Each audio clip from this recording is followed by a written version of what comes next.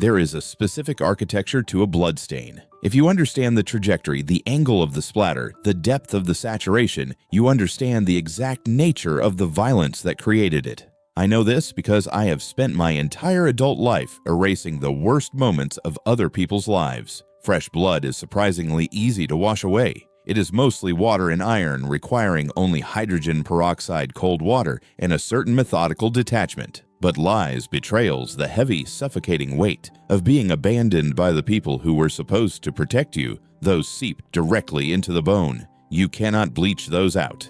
I have tried. My name is Elias. I am 27 years old. I live in Chicago, a city where the winter wind feels like a personal vendetta. I button my dress shirts to the throat, I sanitize my hands 3 times before eating, and I work for a specialized cleaning company. I am exceptional at my job. I am organized, precise, and I possess the kind of quiet invisibility that makes people forget I am even in the room. I clean up the aftermath of bad decisions, and every Friday I hand over 80% of my paycheck to men in cheap suits to pay off a massive gambling debt left behind by a father who decided disappearing was easier than parenting. I view the world entirely through a lens of contamination and sterilization, until a Tuesday night in late November when my carefully managed, highly sanitized existence completely unraveled. It started with a scheduling error, a glitch in the dispatch system. I arrived at an abandoned warehouse in South Chicago at 11 p.m. carrying 2 gallons of industrial bleach and a heavy-duty mop. The building was a cavern of concrete and shadows smelling of rust and damp cold. I pushed the heavy metal door open, expecting a silent, empty crime scene. Instead, the scene was still very much in progress. He was standing in the center of the room. At his feet was a man who was no longer breathing, and in his hand was a suppressed handgun that was still smoking slightly in the freezing air. If you live in Chicago, you know the myths long before you ever know the facts. You hear hushed whispers about the phantom, the absolute apex predator of the city underworld. A man whose mere presence rewires the air in a room whose name is spoken not as a person, but as a condition, a sudden fatal drop in barometric pressure. You prepare for him the way you prepare for a natural disaster. I had never seen Victor before, but as he turned slowly toward me, the dim yellow streetlights bleeding through the broken skylight, catching the sharp, brutal geometry of his jaw, I knew exactly who he was. He was an elemental force, dressed in a tailored charcoal overcoat.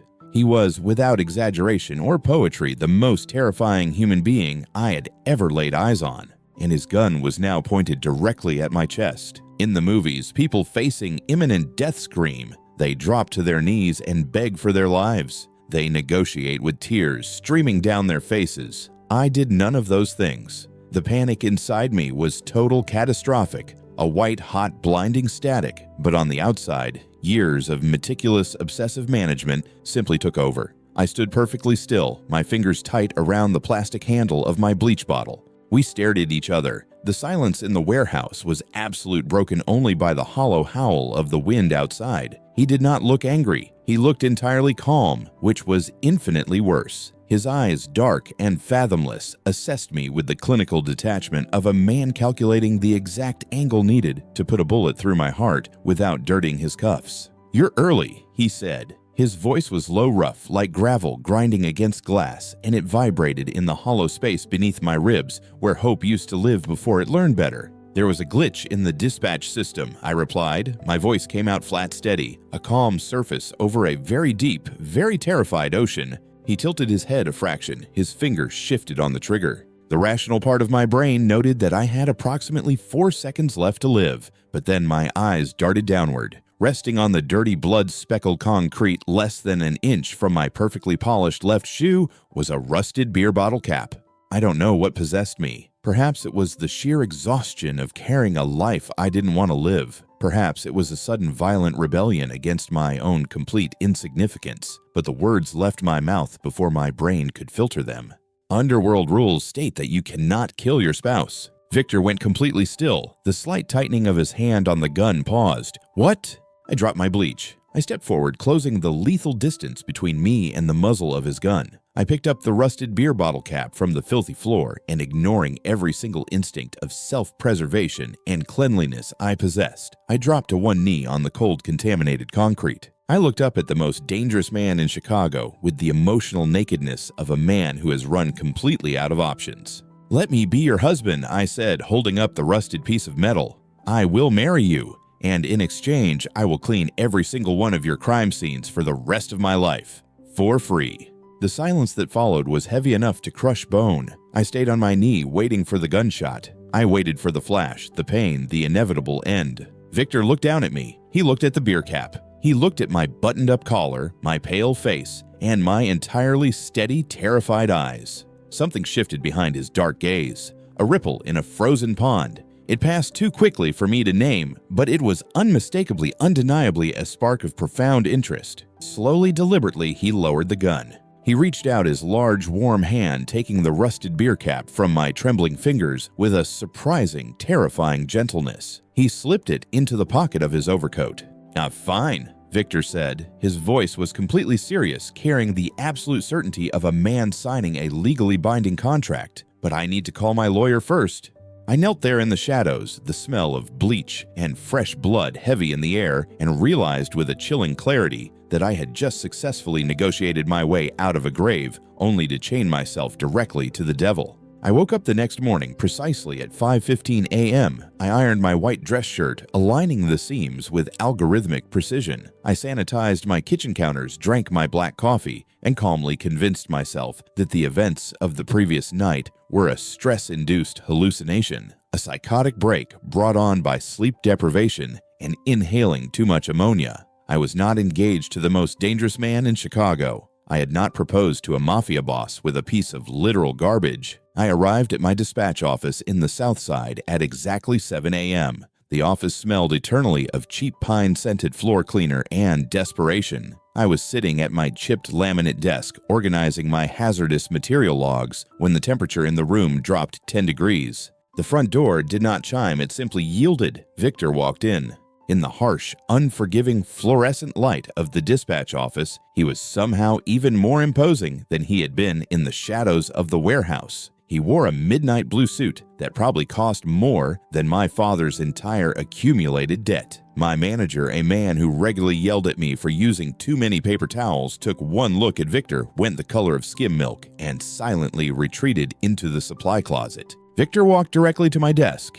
He did not say good morning. He simply reached into the inner pocket of his coat and dropped a thick cream-colored linen envelope onto my keyboard. "My lawyer works quickly," Victor said. His voice was that same gravel and glass baritone, perfectly level. I stared at the envelope. I opened it with a letter opener, careful not to smudge the paper. Inside was a cashier's check with enough zeros to pay off my father's debt 3 times over, and a 50-page document titled Exclusive Services and Marital Engagement Agreement. "What is this?" I asked, though my brain was already processing the terrifying reality of the ink. "You're a retainer," Victor replied, adjusting his cuffs. "Effective immediately, you no longer work for this company. You work exclusively for me. You will clean my scenes, and in exchange, you will act as my fiancé. It is mutually beneficial. The check clears your debts. The engagement provides you with absolute immunity from my competitors." I looked from the check to his unreadable dark eyes.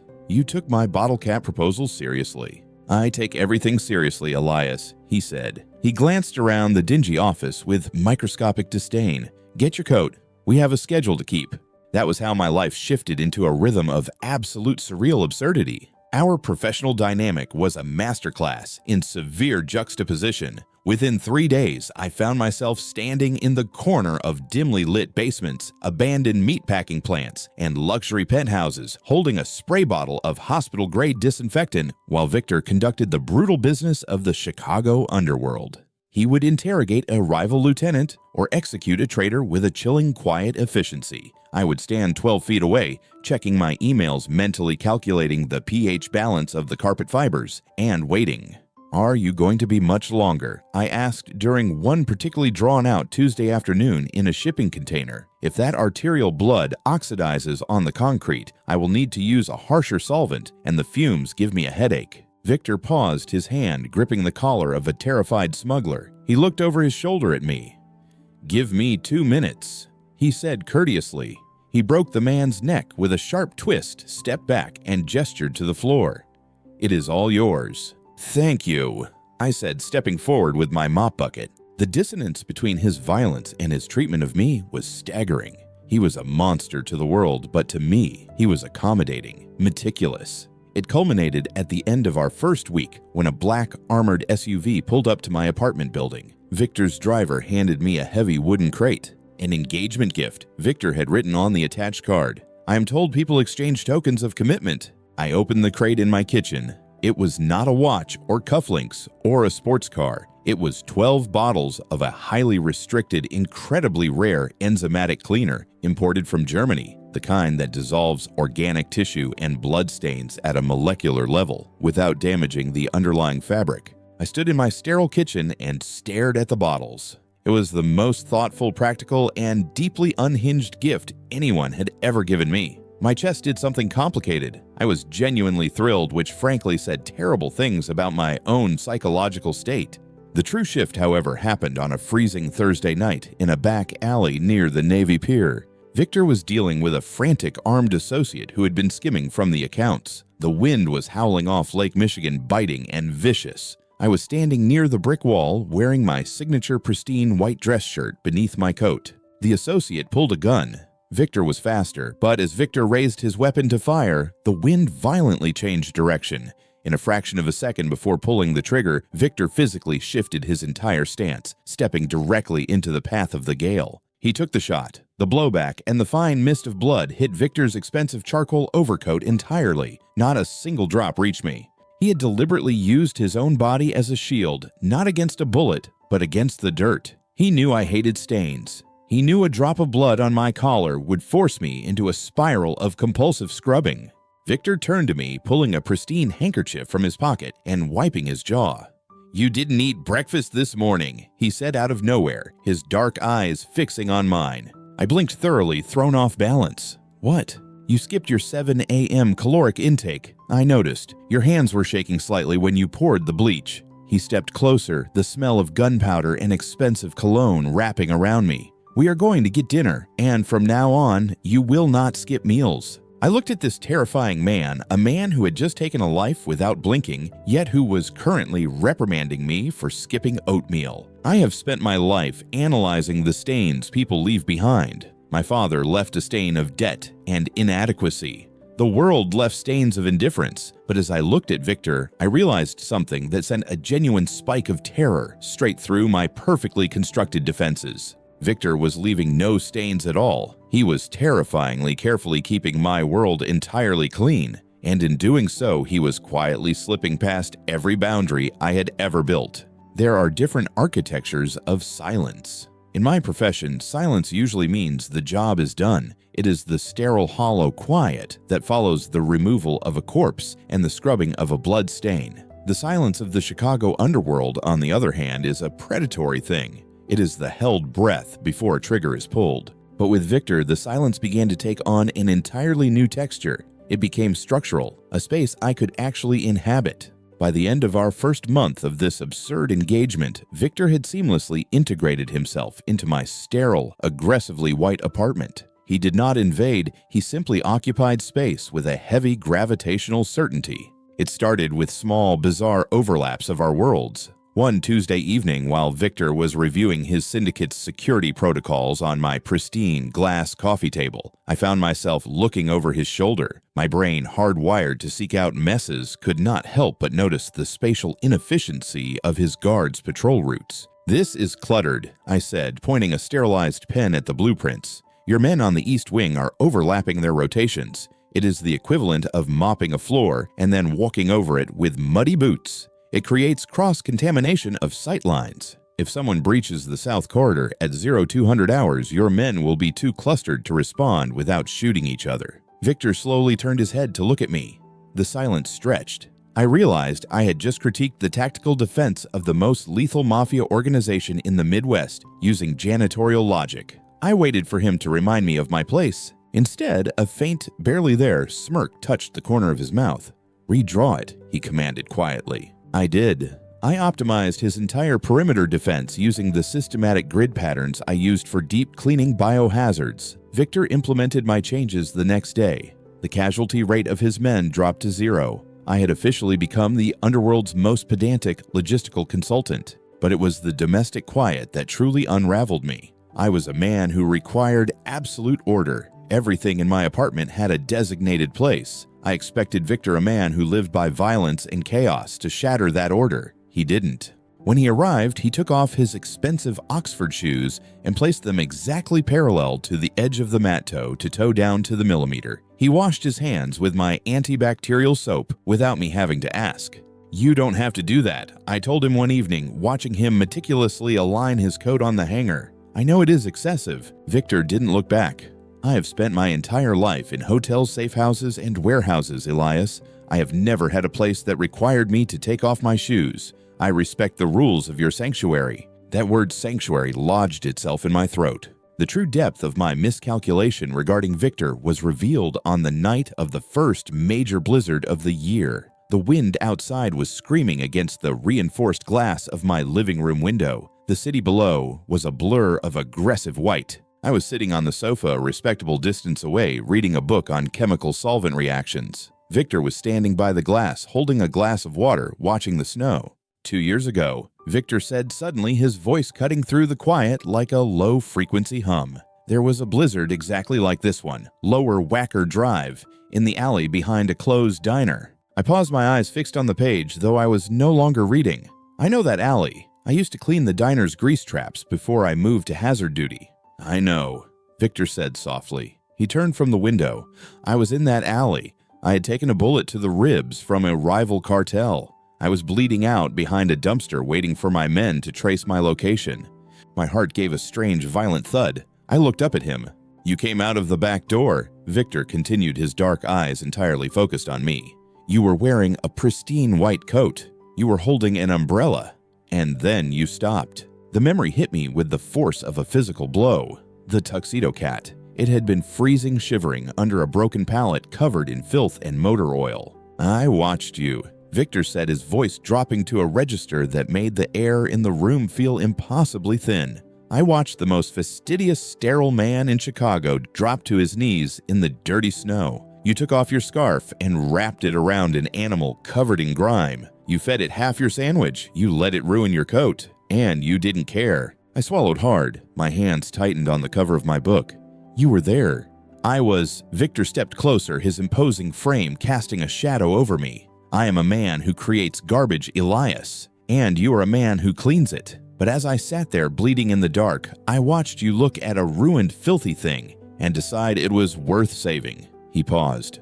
"I knew who you were from that night on. When you knelt in front of me with that bottle cap last month, it wasn't a coincidence. It was just me finally collecting." The world tilted on its axis. He hadn't accepted a desperate plea from a stranger. He had been waiting for me. He had been watching me carefully, quietly for 2 entire years. My mouth was dry. My chest felt tight, the walls of my carefully constructed isolation cracking down the middle. I stood up, needing a moment to breathe, needing the familiar comfort of an action. I walked to the mahogany cart to pour us both a drink. My hands operated purely on muscle memory. I poured his preferred bourbon. I walked back to the coffee table and set the heavy crystal glass down next to his paperwork. I looked at the glass. My OCD dictated that everything must be placed perfectly parallel to the edge of the table, a strict 90-degree angle, but the glass wasn't straight. I had set it down exactly on the left side of his documents, tilted precisely at a 45-degree angle. It was the exact angle Victor preferred, so his wrist wouldn't have to turn when he picked it up while reading.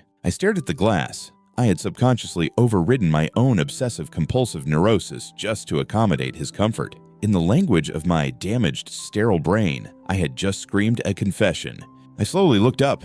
Victor was already staring at the glass. Then he raised his dark, fathomless eyes to meet mine. There was no mask left. No mafia boss, no intimidating phantom. Just a man looking at me with a raw, stripping vulnerability that was far more dangerous than any gun he had ever pointed at my chest. The boundaries of the contract were gone. We were in terrible, beautiful trouble. There is a distinct difference between a mess you can anticipate and a mess you cannot. I can predict the exact spread of a chemical spill based on the viscosity of the fluid and the slope of the floor. I can calculate the time it takes for a corpse to permanently stain a hardwood plank. But I could not predict the catastrophic mess of my own heart. nor could I anticipate the East Coast Syndicate kicking in my reinforced steel door at 2:14 a.m. on a Thursday. Victor was supposed to be in Manhattan. He had flown out the previous morning to renegotiate a territorial dispute. For the first time in 2 months, my apartment was entirely mine again. It was quiet. It was spotless.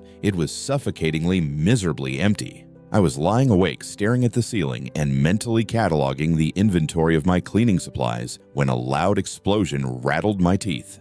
The heavy door of my apartment didn't just open, it was violently breached off its hinges. The sound of heavy combat boots immediately desecrated my perfectly sanitized oak floors. There were 3 of them, maybe 4. Their voices were harsh, unfamiliar barking orders with thick East Coast accents. They were looking for the Phantom's new weakness. They were looking for me. My body moved entirely on the adrenaline-fueled protocols of survival. I did not make a sound. I slipped out of bed, grabbed the sterilized ceramic paring knife from the kitchen island, and backed silently into the deep walk-in closet in the hallway, pulling the heavy louvered doors shut behind me. I crouched in the dark, surrounded by the faint scent of cedar and Victor's expensive charcoal coats that he had left hanging next to my meticulously ironed white shirts. Outside the closet, they were tearing my sanctuary apart. I heard the shattering of my glass coffee table. I heard the ripping of the upholstery. A heavy boot kicked over the mahogany cart, and the agonizing crash of Victor's favorite crystal bourbon bottle, shattering against the floor, echoed through the apartment. I clutched the ceramic knife, my knuckles entirely white. I closed my eyes, waiting for the terror of death to consume me. I was a cleaner. I was a nobody. I was about to be executed in my own hallway. But the terror that gripped my throat had absolutely nothing to do with dying. As I listened to the destruction, a horrifying, crystalline realization bloomed in my chest. I wasn't afraid of the gun they undoubtedly carried. I was agonizing over the fact that the spilled bourbon would warp the floorboards where Victor liked to stand. I was terrified that if they killed me, Victor would return to an empty apartment. He would step into this mess entirely alone again, and he would never know that I had finally figured out how to pour his drink at the exact angle he preferred without thinking about it. I pressed my face into the sleeve of Victor's hanging coat, inhaling the faint scent of winter air and gunpowder embedded in the wool. I love him. The thought wasn't a sudden spark, it was a devastating chemical reaction that had been brewing for months, finally reaching its flashpoint. I, Elias, the man who believed he was nothing more than a ghost with a mop, had fallen desperately in love with the most dangerous monster in Chicago. Suddenly, the shouting outside stopped. It was replaced by a sound I recognized instantly. The muted lethal sound of a suppressed gunshot, then another, then the heavy wet thud of a body hitting the floor. Victor wasn't in Manhattan. The ensuing violence was not a prolonged gunfight. It was an execution. It was the brutal, unhesitating wrath of an apex predator defending its nest. Through the slats of the closet door, I heard the sickening crunch of bone, a strangled gasp, and the heavy metallic smell of copper flooding the air, the smell of fresh arterial blood. Then silence, the heavy predatory architecture of Victor's silence. Footsteps approached the closet. Slow, heavy dripping. The louvered doors were pulled open. The hallway light spilled in, illuminating the nightmare. Victor stood in the doorway. He was breathing heavily, his chest heaving under a torn dress shirt. His face was splattered with crimson. His knuckles were bruised, coated in gore. Blood dripped from the edge of his suppressor, pooling onto my pristine floor. He looked like the devil incarnate. He looked magnificent. My ceramic knife clattered from my trembling hand to the floor. I moved to stand up to bridge the distance between us. Victor violently stepped back. He held up a hand, his dark eyes wide and frantic, entirely devoid of their usual terrifying control. He looked down at his blood-soaked clothes, at his ruined hands, and then at my immaculate, perfectly buttoned white sleep shirt. "Don't," Victor said, his voice cracking gravel and glass breaking apart. "Don't touch me, Elias. Stop." I froze. "Victor, I'm dirty." He rasped, backing further into the hallway, his breathing erratic. The invincible Phantom of Chicago was retreating from me as if I were the one holding a gun. "I am covered in filth. If you touch me, it will never come out. I will ruin you. Stay there. Please, just stay in the clean." He was terrified, not of the men he had just slaughtered, but of tainting my world. He had spent months trying to be a man who left no stains, and now he was standing in the middle of a slaughterhouse he had created desperate to protect my purity from his own existence. I looked at him. I looked at the blood pooling around his shoes. I looked down at my own pristine white shirt, my OCD, my lifelong shield, the psychological barrier that had kept me safe and isolated for 27 years, screamed at me to stay back. It told me the stain would be permanent. I looked Victor in the eyes, and I made my choice. I stepped out of the closet. I didn't tiptoe. I planted my bare feet directly into the dark, wet pool of blood on the floor. Victor inhaled sharply, a sound of pure agony. "Elias, what are you doing?" I didn't let him finish. I walked straight through the carnage, closed the distance, and threw my arms around his neck. I pressed my chest flush against his blood-soaked shirt. I buried my face into his shoulder, feeling the wet metallic grime smear across my cheek, soaking instantly into the white cotton of my collar. The stain spread rapidly, blooming across my chest like a dark, terrifying, beautiful rose. Victor stood rigid for exactly 1 second before his resolve shattered completely. With a desperate broken sound, he dropped his gun. His massive blood-stained arms wrapped around me, pulling me off the floor, crushing me against him as if I were the only solid thing left in the universe. He buried his face in my neck, shaking violently against me. We stood there in the ruins of my living room, surrounded by corpses and broken glass. My pristine world was entirely irrevocably contaminated, and as I held the monster of Chicago tighter, letting his darkness permanently stain my light, I had never felt cleaner in my entire life. It took 3 cycles in the washing machine, a concentrated enzymatic solvent, and an hour of aggressive scrubbing to get the majority of the blood out of my white sleep shirt. A faint, oxidized shadow remained near the collar, a permanent watermark of the night the Phantom of Chicago had broken down in my hallway. I folded the shirt and placed it at the bottom of my drawer. I didn't throw it away. I knew I never would. I process emotions the way I process hazardous materials, logically, methodically, and with a strict adherence to the facts. The fact was, I had fallen entirely irrevocably in love with a crime boss. I accepted this condition the way a doctor diagnoses a chronic terminal illness. There was no cure, and frankly, I didn't want one. But my acceptance was immediately met with his withdrawal. The blood in the hallway was cleaned, the reinforced door was replaced, and the bodies were disposed of with the syndicate's usual terrifying efficiency. But Victor did not return to the apartment. It started with logistical excuses. A turf war on the south side required his presence. A supply chain issue in Miami needed his personal intervention. The few times he did return, the tectonic plates of our dynamic had violently shifted. The comfortable architectural silence we had built was gone, replaced by a heavy, suffocating vacuum. He stopped taking off his coat when he came inside. He stood near the door, a towering monument of charcoal wool and shadows, looking everywhere except directly at me. "I have transferred additional funds to your account for the damages," he said. One Tuesday, his voice stripped of the gravelly warmth I had grown to depend on. It was the voice of the Phantom, cold, untouchable. "The damages are fixed, Victor," I replied, standing in the kitchen, my hands gripping the edge of the marble island. "When are you coming back?" He looked at my hands, his jaw tightening until the muscle ticked. "It is safer for you if I operate out of the downtown penthouse. The breach here proved my proximity is a liability to your environment." He couldn't even say the word life. He was terrified. The monster who controlled the city's underbelly was running away from me because he was convinced his darkness would permanently soil my pristine world. He had seen me step into a pool of gore for him, and instead of taking it as a declaration, he had taken it as a tragedy. He thought he was ruining me. I wanted to scream at him that I was already ruined, that a sterile room without him in it was just a morgue. But before I could formulate the words, he turned and walked out the door. December arrived bearing Chicago under a suffocating blanket of ice and gray skies. I spent 2 weeks living in an apartment that was entirely flawlessly clean. Not a single pair of heavy Oxford shoes out of alignment. Not a single glass of bourbon left at a 45-degree angle. No scent of gunpowder or cedar. It was exactly the life I had meticulously curated for 27 years, and I despised every single sterilized square inch of it.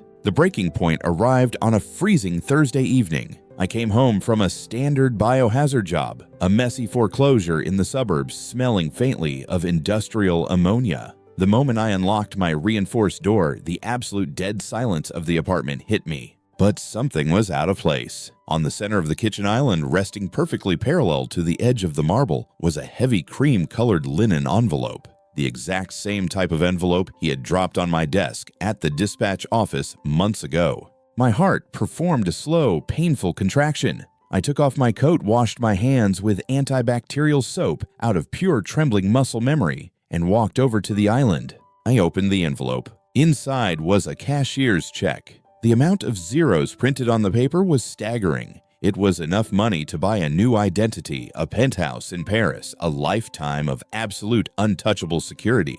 It was a fortune. Attached to the check was a single heavy cardstock paper with the syndicate's letterhead. There was no handwritten note, no explanation, no "I love you." There was only a single line of perfectly typed text: contract termination and severance, effective immediately. I stood in the glaring white light of my flawless kitchen, holding a piece of paper that made me a multimillionaire and a ghost all at once. Victor was setting me free. He was cutting the cord, buying my safety, and vanishing back into the dark so I could live in the light. It was the ultimate tragic sacrifice of a man who believed he was nothing more than dirt. A cold clinical calmness washed over me, the kind of absolute focus I usually reserved for crime scenes that were deemed unsalvageable. I looked at the spotless apartment. I looked at the check that was supposed to buy my compliance and my absence. In the past, the old Elias would have taken the check. He would have rationalized that this was the safest, cleanest outcome. He would have folded the paper, cashed it, and faded back into the sterile invisibility of his existence. But Victor had made a massive logistical error. He forgot that I was a professional cleaner, and a professional cleaner knows that when you encounter a stain that refuses to wash out, you don't run away from it. You get closer, you apply direct pressure. I didn't cry. I didn't panic. A dark, terrifying, obsessive, compulsive fury settled into my bones. I calmly placed the cashier's check into the inner pocket of my coat. I turned around, walked out of the immaculate, suffocating apartment, and locked the door behind me. I was going to the penthouse, and I was going to take this multi-million-dollar severance check and shove it directly down the throat of the most dangerous man in Chicago. Bypassing the security of the most feared mafia syndicate in the Midwest should have been an impossible task for a civilian. However, it is remarkably easy when you are the civilian who redesigned their entire perimeter defense protocol 3 months ago. I knew that at exactly 9:45 p.m., the guards in the south lobby rotated their shifts, creating a 32-second blind spot. I knew the service elevator's biometric scanner had a mechanical lag if you bypassed the secondary relay. I knew these things because I had pointed them out to Victor using a dry erase marker and a color-coded spreadsheet while he drank bourbon in my living room. I walked into the downtown skyscraper with the absolute terrifying confidence of a man who had completely run out of patience. I didn't sneak. I strode past the marble columns, slipped into the executive elevator during the exact window of opportunity, and pressed the button for the penthouse. The heavy oak doors of Victor's private office were closed. I didn't knock. I pushed them open. The office was a cavern of dark wood leather and shadows overlooking the freezing, glittering expanse of the Chicago skyline. Victor was standing by the floor-to-ceiling windows. He was not wearing his suit jacket. His tie was loosened, his sleeves rolled up, and he held a glass of amber liquid in his hand. He looked exhausted. He looked like a man who had systematically dismantled his own life. He turned sharply at the sound of the doors. His dark eyes widened in genuine, unfiltered shock. "Elias!" His voice was hoarse. His hand tightened around the glass. "How did you get past?" "Your East Wing rotation is sloppy, and your men rely too heavily on the camera feeds instead of physical sightlines," I said, my voice clipping through the heavy air like a scalpel. I walked across the expensive Persian rug.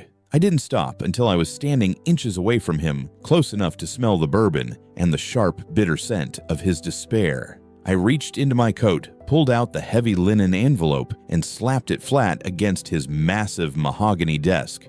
"I don't accept your severance," I stated, looking directly into his eyes. Victor stared at the envelope, the muscle in his jaw ticking violently. He set his glass down. He tried to pull the mask of the phantom back over his face to summon the terrifying authority that made the city tremble. "Elias, I gave you an out. I gave you enough money to disappear, to be safe, to be clean. You need to take it and leave. I am a professional cleaner, Victor," I said, my voice rising, the clinical detachment finally shattering.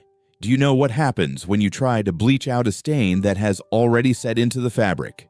You don't clean it. You just destroy the material. You are woven into my life. Did you really think a piece of paper and a check would make me evaporate? Victor stepped forward, his massive frame looming over me, his hands gripping the edge of the desk so hard the wood groaned. I saw the blood on you. He rasped, his composure cracking entirely. I saw my violence on your skin. I am a monster, Elias. Everything I touch turns to rot. I watched you step into a slaughterhouse just to hold me. I will not be the reason your world turns dark.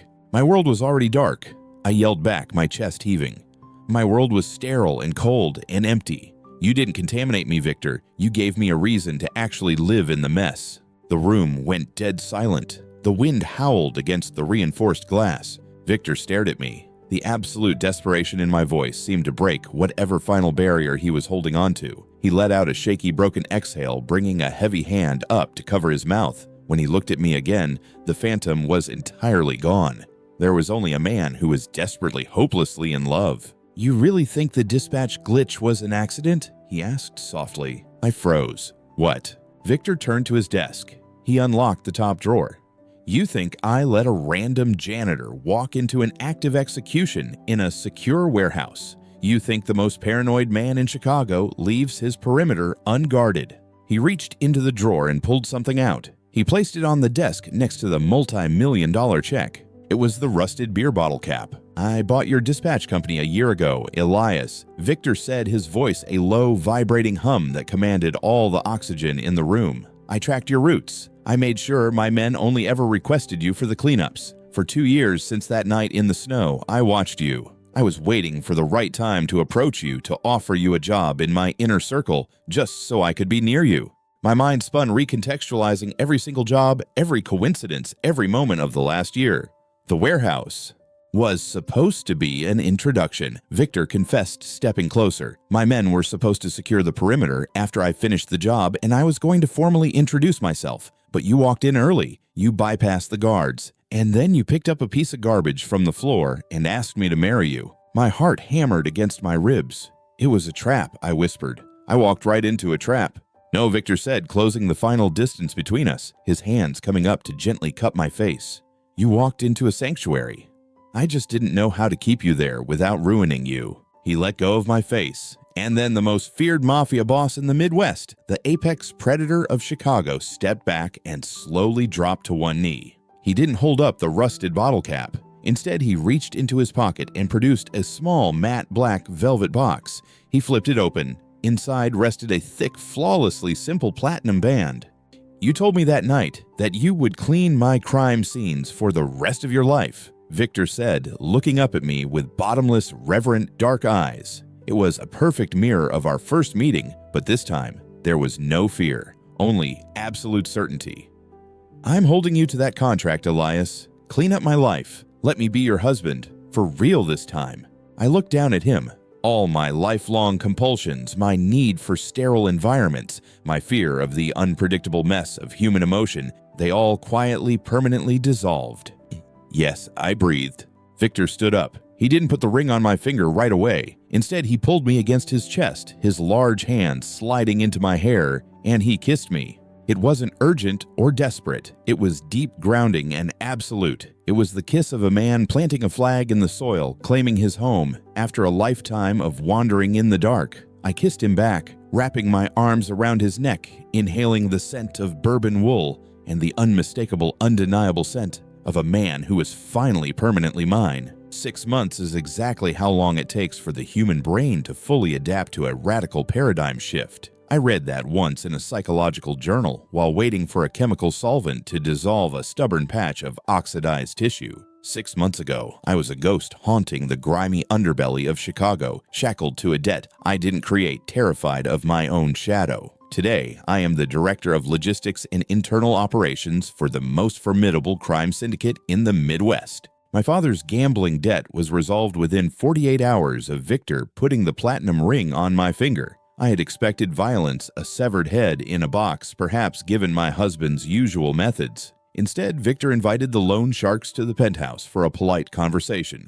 I was not in the room, But whatever Victor said in that gravel and glass baritone resulted in 3 heavily armed enforcers sprinting out of the building, leaving behind a signed document voiding the debt in its entirety, along with a complimentary fruit basket. It was terrifyingly civilized. Now I apply my obsession with cleanliness and order to the syndicate's operations. It turns out that running a mafia empire requires a staggering amount of logistical oversight, and organized crime is surprisingly disorganized. When I first audited their supply chains and safehouse protocols, I nearly had an aneurysm. I restructured everything. I implemented color-coded spreadsheets for contraband distribution, established strict sterilization protocols for all medical safehouses, and mandated an inventory check that cross-referenced ammunition expenditures with expected casualty rates. The men who work for Victor are hardened criminals. They have survived turf wars, federal indictments, and assassination attempts.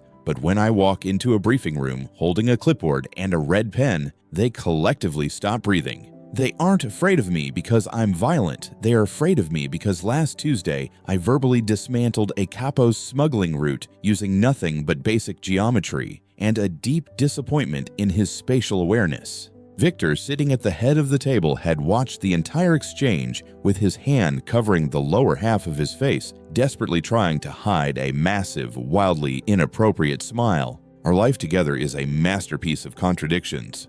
Take this morning, for instance. It is a Tuesday in late May. The Chicago winter has finally surrendered to a crisp, bright spring.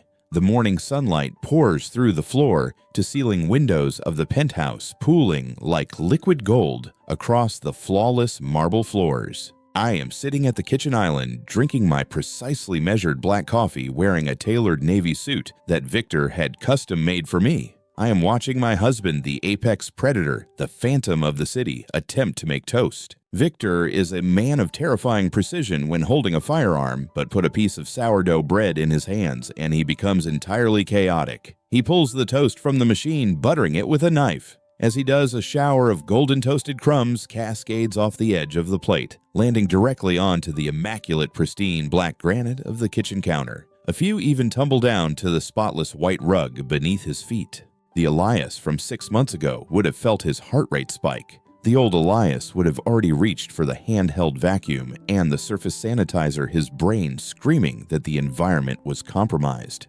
Instead, I simply take a sip of my coffee and watch the crumbs fall. Victor finishes buttering the bread, takes a bite, and turns around. His dark eyes drop to the counter, registering the mess he just made. He freezes. The mafia boss actually winces, looking up at me with an expression that is painfully, ridiculously endearing. I'll clean it, he says quickly, already reaching for a paper towel, treating the crumbs with the caution of an unexploded ordnance. Don't move. I know you hate the texture of crumbs on the rug. I set my coffee mug down. I stand up, walk around the island, and gently catch his wrist before he can wipe the counter. Leave it, I say quietly. Victor blinks, looking at me as if I have just spoken to him in a dead language. Elias, it's a mess. I know, I reply, my voice softening. I take the paper towel from his hand and set it aside. I reach up, brushing a stray crumb from the lapel of his dark robe. I will get it in a minute. Finish your breakfast, Victor. He looks at me, really looks at me, the morning light catching the deep, warm amber hidden in his dark eyes. He drops the toast onto the plate, wraps his large arms around my waist, and pulls me flush against his chest. He buries his face in the crook of my neck, inhaling deeply. You're humoring me, he murmurs against my skin, his voice sending a familiar, comforting shiver down my spine. I am adapting to my environment. I correct him, wrapping my arms around his broad shoulders. It is a survival mechanism. He chuckles a low, rumbling sound that vibrates against my chest and presses a kiss to my jaw.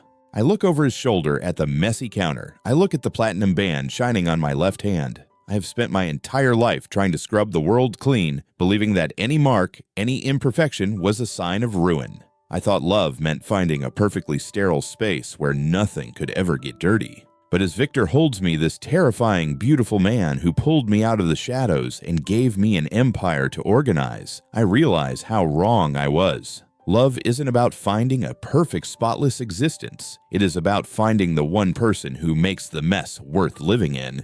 It is about finding someone who looks at your neuroses, your scars, and your flaws and decides they are exactly what he has been searching for. I am a professional cleaner. But as I hold my husband in the sunlight of our ruined, perfectly chaotic kitchen, I know that this love, this beautiful, sprawling mess he has made of my life, is the one stain I am willing to keep forever.